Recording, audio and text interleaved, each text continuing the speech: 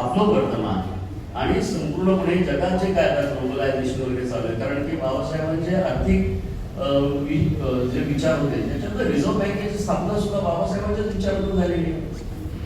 Globalisation जेव्हा शब्द जन्माला नव्हता आला तेव्हा सुद्धा बाबासाहेबांनी या संदर्भातली मतं व्यक्त केलेली आहेत. शेतीबद्दलचा त्यांचा विचार अत्यंत पुरोगामी होता, त्या काळात अत्यंत पुढारलेला. परंतु आपण जे जे चांगलं होतं म्हणजे घटना एक, परंतु त्याचबरोबर अर्थकारण होतं, शेतीचं संपूर्णपणे कृषी विषयक धोरण होतं. या संदर्भातलं बाबासाहेबांचं जे काम आहे हे आणखी जर आपल्याला पुढे न्यायचं असेल तर आपल्याला बाबासाहेब समजून घ्यावे लागतील, अभ्यास करावा लागेल आणि त्याच्यातनं आपल्याला पुढे जावं लागेल. आपल्याला बाहेरच्या लोकांची गरजच नाही. तसं पाहायला गेलं तर तुम्ही जर इतिहास पाहिला तर सोक्रेटिस पासून ते गॅलिलिओ पर्यंत जेवढे बुद्धिमंत लोक होऊन गेले, बुद्धिमान लोक, त्या सगळ्यांवर अन्याय होऊन गेलेला. मला नेहमी याची खंत वाटते की आपल्याकडे जी माणसं आता गप्प आहेत, आणि खरं म्हटलं तर काही दिवसांतर इतकी परिस्थिती वाईट होणार आहे की आर्टिफिशियल इंटेलिजन्स आणि तुमचं चॅट जीपीटी वगैरे ह्याच्या माध्यमातून तर मला असं वाटतं की आपण आपला मेंदू वापरायचा बंद करू की काय. म्हणजे जी माणसं 1,00,000 जे काय 17,369 शब्द लिहू शकतात, आपल्याला आपल्या बुद्धीवर शंका यायला लागेल की आपण आपल्या देशात होऊन गेले. बाबासाहेबांनीच केलेलं ना काम हे. तेव्हा त्यांनी तुमचं आर्टिफिशियल इंटेलिजन्स वापरलेलं नव्हतं, स्वतःचं इंटेलिजन्स होतं, स्वतःची बुद्धिमत्ता होती, स्वतःचा भारत त्यांनी समजून घेतला होता आणि त्याच्यातनं एक झालेलं काम आहे.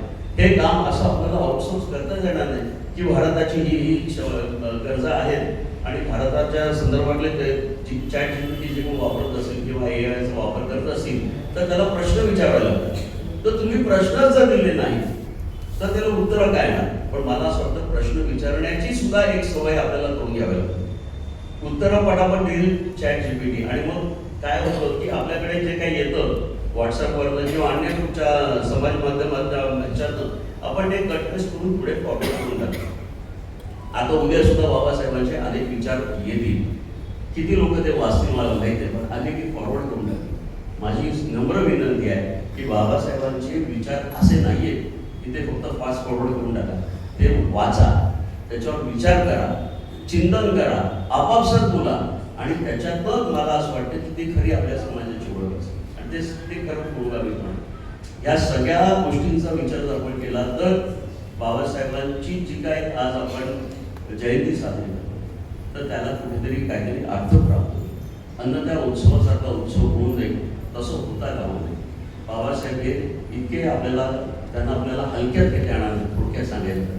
आणि ही वेळ आलेली आहे की आपल्याला आता आपलं महत्त्व जे आहे आणि व्यक्ती म्हणून एक नागरिक म्हणून घटनेने तुम्हाला लाख अधिकार दिले असेल, परंतु ते अधिकार वापरायचे कसे हे जर आपल्याला माहीत नसेल, आपल्याला आपले हक्क जर समजत नसेल तर ते कुठेतरी आपलं चुकत आहे. तर ह्याच्यातनं आपण जास्तीत जास्त बोध घेतला पाहिजे. आज आपण या जयंतीनिमित्त हा सगळा आपण केला आहे.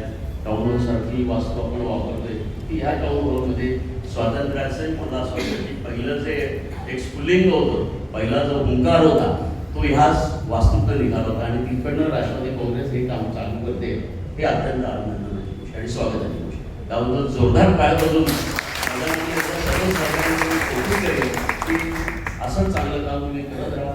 ठाण्याला गरज आहे, ठाण्यात अनेक समस्या आहेत, आपल्या त्या समस्यांचा आज पाडवायची गरज नाही. पण आपण सगळेजण त्याचा आज न घालून बरा वाईट अनुभव दिवसभरात घेत असतो, बऱ्यापेक्षा वाईटच असे अनुभव घेत असतो. तर त्याच्यातनं आपल्याला जर काही पाहिजे असेल तर आपल्याला प्रत्येकाला नागरिक म्हणून जी आपली विचार करण्याची जी एक क्षमता आहे ती आपल्याला विसरता कामा नये. आपल्याला ती क्षमता वाढवली पाहिजे.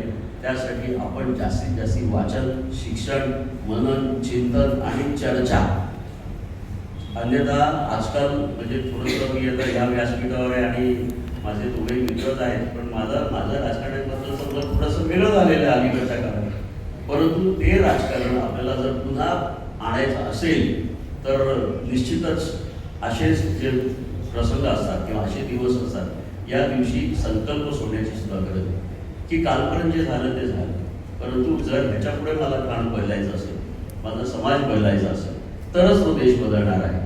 तर ते कुठेतरी आपल्याला निश्चितच आपल्याकडे फॉर्च्युनेटली बाबासाहेब आंबेडकरांसारखा मोठा महामानव होऊन गेलेला आहे त्याचं साहित्य जर आपण वाचलं. मी एक जाता मगाशी बसलो होतो आबासाहेबांच्या वेळी वाट बघत, तेव्हा मनात एक विचार आला की उद्या इथे जी मुलं येतील समजा शाळेतली, तर त्यांना एक एक पान अभिवाचन करायला सांगा आणि त्यांना काहीतरी तुम्ही बक्षीस द्या. की प्रत्येकाने एक पान जरी वाचलं त्यांच्या पुस्तकातून तर मला असं वाटतं की खऱ्या अर्थाने आपण जयंती साजरी केली असं जसं आठवली. मी पुन्हा एकदा त्या सर्वांचा मनपूर्वक आभारी आहे आणि प्रधान यांना शुभेच्छा देतो आणि धन्यवाद.